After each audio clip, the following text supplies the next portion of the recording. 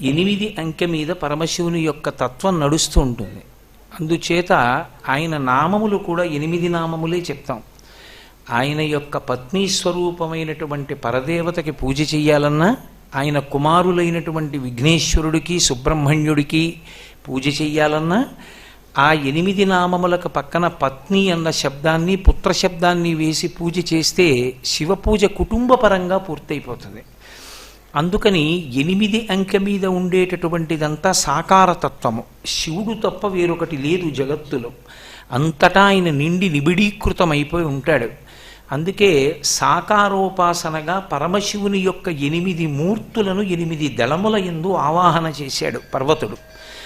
ఆవాహన చేసి అష్టదళ పద్మాన్ని ఏర్పాటు చేసి ఆ అష్టదళ పద్మ కర్ణిక యందు పరమశివుడు కూర్చుని ఉన్నట్లుగా భావన చేస్తూ, అవి మిగిలినవి 8 ఆయన యొక్క రూపాలుగా భావన చేస్తూ విశేషమైనటువంటి తపస్సు చేశాడు.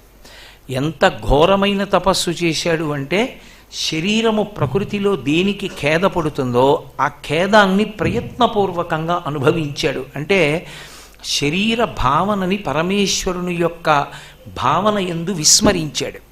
అది మహాత్ములకు ఉండేటటువంటి లక్షణం.